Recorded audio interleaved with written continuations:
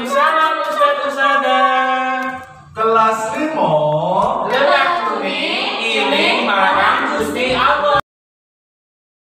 Bismillahirrahmanirrahim. Assalamualaikum warahmatullahi wabarakatuh. Halo anak-anak, bagaimana kabar kalian hari ini? Semoga kalian tetap selalu sehat ya. Oke, kali ini Ustazah Riris akan melanjutkan materi di minggu lalu. Materi di minggu lalu adalah tentang pengumpulan data. Nah, kalau di minggu ini kita akan belajar tentang penyajian data. Beberapa sumber buku yang Ustazah Riris gunakan adalah 1. ESPS Matematika dari Erlangga, 2. buku BS Matematika dari penerbit Mediatama. Nah, dalam penyajian data ada 5 cara menyajikan data atau 5 macam penyajian data. Yang pertama, menyajikan data dengan menggunakan daftar. Dan yang kedua, menyajikan data dengan menggunakan tabel. Yang ketiga, menyajikan data dengan menggunakan diagram garis. Yang keempat, dengan menggunakan diagram batang. Dan kelima, dengan menggunakan diagram gambar atau piktogram. Yuk, ikuti pembahasannya. Stay tune. Penyajian data. Macam penyajian data itu ada 6. Nah, pada pertemuan kali ini Ustazah hanya membahas 1-5 ya, yaitu daftar, tabel, diagram garis, diagram batang, dan piktogram. Untuk diagram lingkarannya, Ustazah akan bahas pada pertemuan minggu depan. Nah, yuk kita bahas satu persatu yang sudah ada pada layar kalian. Yang pertama adalah daftar. Contoh daftar adalah sebagai berikut. Nah, ini adalah contohnya daftar tinggi badan siswa. Nah, namun daftar pada layar kalian ini masih belum urut ya. Untuk menafsirkan data dari daftar, alangkah baiknya jika kalian mengurutkan dulu data dari dalam daftar dari yang terkecil. Nah, kalau daftar yang ada pada layar kalian diurutkan dari yang terkecil akan menjadi seperti ini. Nah, ini datanya sudah urut ya. Nah, informasi apa saja yang bisa kita peroleh dari daftar ini? Berbagai macam informasi yang bisa kita peroleh dari daftar yang sudah ada. Contohnya adalah sebagai berikut. Nah, ini adalah berbagai informasi yang bisa kita peroleh dari daftar yang ada. Contohnya, data terendah, siswa yang memiliki tinggi badan 138, data tertinggi, dan lain sebagainya. Banyak ya informasi yang bisa kita peroleh dari sebuah daftar.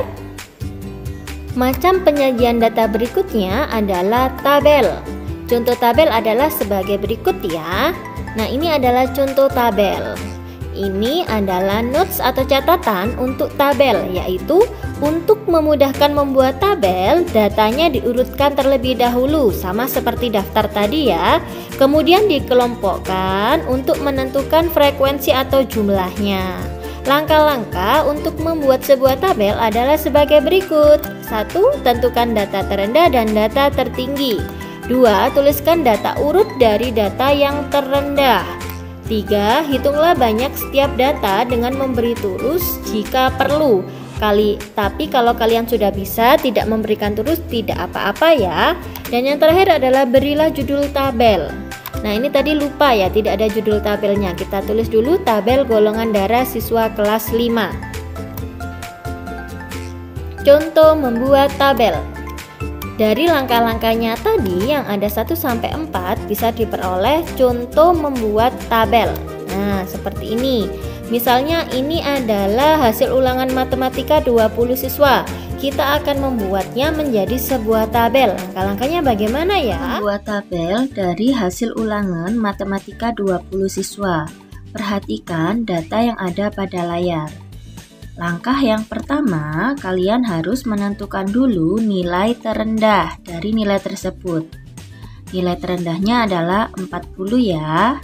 Langkah berikutnya, tentukan nilai tertinggi dari data tersebut.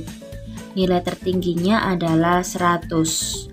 Nah, berarti kita akan membuat data dari 40 sampai 100. Kita buat dulu tabelnya seperti ini.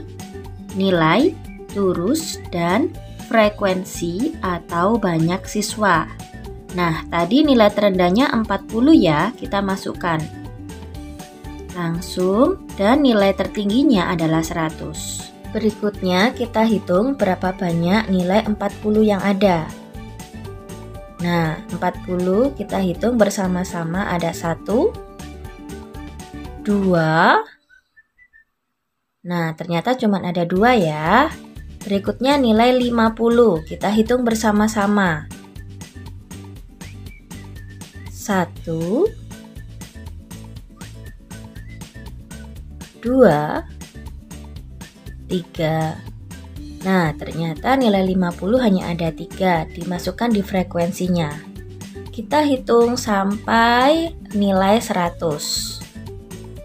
Nah, 60 ternyata ada 4, 5, 6. Oke, ternyata 50-nya ada 6 ya. Kita masukkan di frekuensinya 6. Nah, seperti ini. Berikutnya nilai 70. Kita hitung bersama-sama. 1, 2, 3. Nah, ternyata hanya ada 3 ya nilai 70-nya. Selanjutnya nilai 80. Kita hitung bersama-sama. 1, 2, 3. Nah, ada 3. Frekuensinya jadi 3. Berikutnya 90. Kita hitung bersama-sama. 1, 2. Nah, ternyata hanya ada 2. Yang terakhir 100. Kita hitung berapa nilai 100? 1. Nah, 100 ternyata hanya ada 1 ya. Nah, setelah itu kita hitung berapa jumlah frekuensinya. 2 tambah 3 dan seterusnya, ketemu hasilnya adalah 20. Setelah dalam bentuk tabel yang seperti ini, kita bisa hilangkan turusnya. Jadi tabelnya hanya seperti ini. Nah, seperti ini. Nah, ini adalah langkah-langkah dalam membuat tabel ya.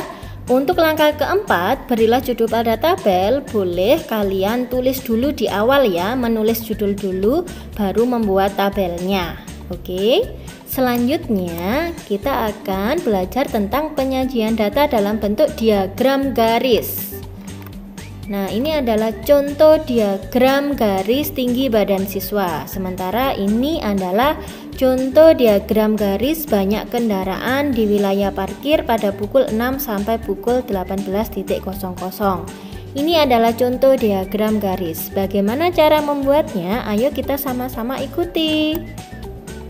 Nah, ini adalah langkah-langkah membuatnya ya. Langkah-langkah membuatnya: 1, pastinya buat garis horizontal atau mendatar. Yang kedua, buat garis vertikal atau tegak. Yang ketiga, buatlah titik-titik pasangan. Yang keempat, hubungkan titik-titik pasangan dengan garis. Dan yang terakhir, judul jangan lupa ya. Judul boleh di awal ya. Nah, ini coba perhatikan. Ini adalah garis, ini adalah di garis horizontal atau mendatar. Kalau ini adalah garis tegak atau vertikal. Oke, kita akan mengikuti langkah-langkah atau cara membuat diagram garis berdasarkan langkah-langkah ini. Nah, ini adalah contoh membuat diagram garis. Membuat diagram garis. Berikut kita akan membuat diagram garis dari sebuah tabel. Pada layar disajikan sebuah tabel panen jagung Pak Danu. Pada tabel terdapat kolom tahun dan jumlah hasil panen dalam ton. Nah, kita langsung masukkan saja tahunnya ya. Kita mulai tahunnya mulai dari tahun 2014. jumlah hasil panennya 15 ton. Setelah itu kelanjutannya adalah tahun 2015, hasil panennya adalah 30 ton. Nah, selanjutnya secara urut ya, 2016 35 ton, kemudian 2017 20 ton, selanjutnya 2018 35 ton, berikutnya 2019 40 ton, dan yang terakhir tahun 2020 sebanyak 45 ton. Nah, setelah ini dari tabel ini kita akan buat sebuah diagram garis. Ingat langkah-langkahnya membuat diagram garis. Yang pertama adalah apa? Ya, yang pertama adalah kita akan membuat garis horizontal dan membuat garis vertikalnya. Seperti ini ya. Ini adalah garis horizontalnya. Kemudian kita akan membuat garis vertikalnya atau tegak. Nah, seperti ini. Kemudian langkah yang berikutnya, jangan lupa memberikan keterangan pada garis horizontal dan vertikalnya ya. Pada garis horizontal keterangannya adalah tahun, dimulai dari tahun 2014, 15, 16, 17, 2018, 2019, 2020. Nah, sekarang pada sumbu vertikal atau tegak. Pada sumbu vertikal ada keterangan hasil panen. Karena pada keterangan hasil panen, jumlah panennya dimulai dari 15 ton, maka tidak memungkinkan untuk kita memulai menggunakan angka 1 ya. Jadi kita akan memulai dengan menggunakan angka kelipatan 5, di mana jaraknya harus sama. Misalnya di sini adalah yang pertama 0, berikutnya yang angka yang pertama bukan 1 tapi 5. Setelah itu kelipatannya ya. Karena di situ angkanya besar, dimulai dari angka 15 paling kecilnya. Nah, setelah itu kelipatannya 5 ada 10, 15, 20, 25, 30, 35, 40. Nah, yang paling besar adalah 45, maka ditaruh yang paling atas. Nah, seperti ini. Nah, kemudian yang berikutnya, langkah berikutnya adalah buatlah titik-titik pasangannya. 2014 jumlah hasil panennya adalah 15. Kita hubungkan seperti ini. Nah, diberi garis. 2014 ke 15 ton. Nah, di pertemuan garis itu kita kasih titik ya, untuk supaya lebih jelas. Berikutnya tahun 2015 kita hubungkan dengan 30. Setelah itu kasih titik di tengah-tengahnya seperti ini. Dilanjutkan dengan tahun-tahun berikutnya. Nah, seperti ini. Selanjutnya tahun 2017 adalah 20. Nah, seperti ini ya. Dihubungkan dengan garis dulu, setelah itu diberi titik. Setelah itu tahun 2018. Nah, seperti ini. Setelah itu tahun 2019. Dan yang terakhir adalah tahun 2020 sebanyak 45 ton. Nah, kita hubungkan 2020 45 ton kasih titik. Nah, setelah itu dari titik-titik itu kita hubungkan dengan menggunakan garis. Dari titik-titik yang berwarna kuning ya, kita hubungkan dengan menggunakan garis seperti ini. Nah, ada ini kalau dari 2014 ke 2018 garisnya naik. Nah, kalau tahun 2016 ke 2017 garisnya turun ya, seperti ini. Kita ikuti titik-titiknya saja. Kita hubungkan seperti ini. Nah, kita hubungkan terus sampai yang terakhir ya, 2019 ke 2020. Nah, kalau sudah seperti ini, maka jadilah sudah diagram garis. Jangan lupa yang terakhir beri judul diagramnya. Judulnya adalah diagram garis hasil panen jagung Pak Dano. Selanjutnya adalah diagram batang. Diagram batang adalah suatu diagram yang penyajiannya dalam bentuk batang-batang tegak atau mendatar yang sama lebarnya antara batang satu dengan batang yang lainnya. serta tidak saling berhimpit. Jadi harus ada jaraknya ya. Langkah-langkah membuat diagram batang adalah sebagai berikut. 1 sama 2 sama seperti tadi ya, membuat garis horizontal dan garis vertikal. Yang kedua, buatlah titik-titik pasangan. Yang berikutnya, buatlah batang pada setiap titik-titiknya. Dan yang terakhir, berilah judul. Untuk berilah judul bisa kalian letakkan di awal atau diletakkan di akhir ya, terserah kalian, bebas. Berikutnya adalah langkah-langkah untuk membuat diagram batangnya. Contohnya adalah seperti ini. Perhatikan baik-baik. Perhatikan contoh soal berikut. Data ukuran sepatu yang diperoleh Salma dalam menyebarkan angket di sekolahnya disajikan dalam tabel berikut. Dari tabel tersebut, kita bisa membuat diagram batang. Perhatikan langkah-langkah berikut. Buatlah sumbu tegak dan mendatar. Tulislah ukuran sepatu pada sumbu mendatar dan banyaknya siswa pada sumbu tegak.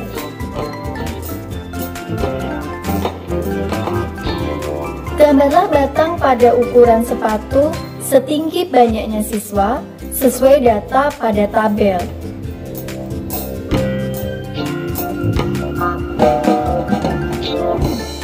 Pada tabel, ukuran sepatu 32 cm, banyak siswanya adalah 10.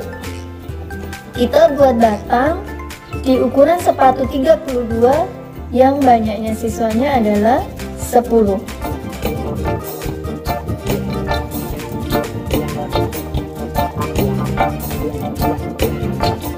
Kemudian, ukuran sepatu 34, banyaknya siswa adalah 20.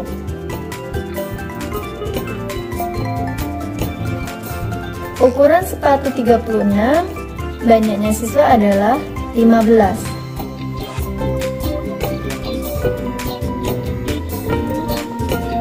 Ukuran sepatu 38, banyaknya siswa adalah 25.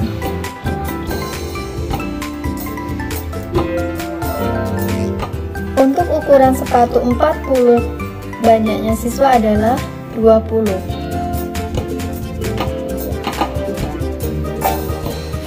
Sedangkan untuk ukuran sepatu 42, banyaknya siswa adalah 5.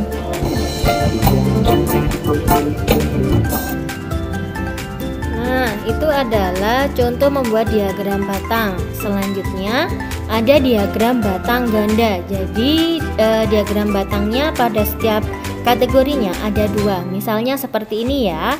Di sini disajikan tabel suhu maksimum dan minimum dari beberapa kota. Nah, diagram batangnya bagaimana? Diagram batangnya adalah seperti ini. Nah, yang dimaksudkan diagram batang ganda itu adalah di sini ada 2 diagram batang yang berhimpit seperti ini ya. Kuning untuk maksimum, sementara biru untuk minimumnya ya. Oke, selanjutnya adalah diagram gambar atau piktogram. Diagram gambar sering digunakan untuk memperoleh gambaran kasar suatu peristiwa. Pada diagram ini, sebuah gambar mewakili jumlah tertentu dari data. Lambang yang digunakan harus sesuai dengan objek yang diteliti. Nah, langkah-langkahnya adalah 1. Tentukan satu gambar untuk mewakili berapa orang atau berapa benda. 2. Buat kerangka seperti tabel. Dan 3. Gambarlah sesuai dengan angka yang sudah ditentukan. Ingat ya, lambangnya yang digunakan harus sesuai dengan objek yang diteliti. Jadi kalau misalnya orang, ya langkah baiknya buatnya orang, walaupun itu hanya membuat stickman. Nah, untuk membuat piktogram dari langkah-langkah ini adalah cara membuat piktogram adalah sebagai berikut. Membuat diagram gambar atau piktogram. Sebelum masuk ke langkah-langkahnya, perhatikan dulu soalnya. Nah, di sini soalnya adalah data pembeli di kantin sekolah selama 1 minggu. Perhatikan angka yang ada pada tabel.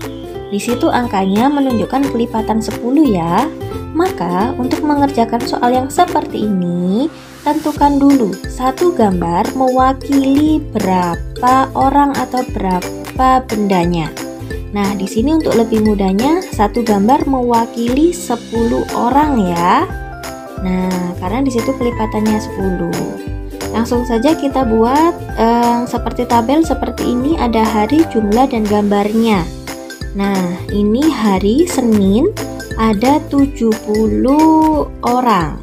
Berikutnya sampai Sabtu juga ada 70 orang. Nah, untuk gambarnya perhatikan baik-baik.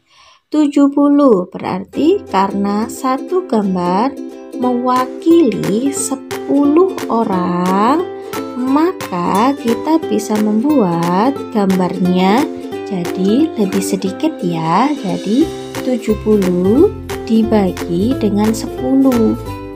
Nah, pada gambarnya ini maka kita akan membuat gambarnya hanya 7 gambar. Karena satu gambar mewakili 10 orang. Nah, kita buat langsung seperti ini. Nah, ini hanya ada 7 gambar ya. Nah, sekarang untuk Selasa ada 80 orang. Maka kita akan membuat gambarnya berapa? Bukan 80 tapi hanya 8 orang. Karena satu gambar mewakili 10 orang. Begitu pula untuk selanjutnya sampai pada hari Sabtu. Nah, ini Kamis sekarang udah 50. Berarti kita buat datanya ada 5 gambar. Jumat ada 90. Berarti kita buat gambarnya menjadi 9 gambar. Sedangkan Sabtu ada 70, maka kita buat gambarnya menjadi 7 orang. Nah, bagaimana? Mudah bukan untuk membuat diagram gambar? Nah, perhatikan baik-baik ya. Oke, selanjutnya adalah contoh soal piktogram. Contoh soal piktogram. Soalnya adalah seperti ini ya. Di layar adalah soal yang menunjukkan bahwa di dekat rumah Siti terdapat lembaga pendidikan mulai TK, SD, SMP, dan SMA. Banyaknya siswa masing-masing jenjang ditunjukkan pada gambar berikut. Nah, pertanyaannya adalah 1. Berdasarkan gambar di atas, berapakah banyak siswa masing-masing jenjang? A. Banyak siswa TK, B. SD, dan C. SMP, dan D. SMA. Kalau ada soal seperti ini kita hitung bersama-sama ya. TK, ada berapa gambar orang di situ untuk TK? Nah, ternyata kita hitung TK-nya ada 8 gambar. Nah, ingat, satu gambar mewakili 20 orang. Berarti 8 dikalikan 20 sama dengan 160 orang. Nah, seperti ini ya. Jadi, jumlah gambarnya dikalikan 20 orang. Lantas, bagaimana untuk mencari banyak siswa SD, SMP, dan SMA? Sama seperti untuk mencari banyaknya siswa TK ya. Hitung dulu banyak gambarnya. Setelah itu, kalikan dengan 20. Nah, seperti ini. SD ada 9 orang. Maka 9 kali 20 sama dengan 180 orang. Nah, selanjutnya kita akan mencari SMP. SMP hanya ada 5 orang. Maka 5 orang ini dikalikan dengan 20. Maka ketemu hasilnya adalah 100 orang. Nah, kita tulis di sini 100 orang. Dan yang terakhir adalah banyaknya siswa SMA. SMA-nya ada 6 orang. Nah, 6 orang ini dikalikan dengan 20 ya. Nah, ini 6-nya dikalikan 20. 6 dikalikan 20 sama dengan 120 orang. Nah, kita tulis pada itunya jawabannya ada 120 orang seperti ini. Bagaimana? Mudah bukan?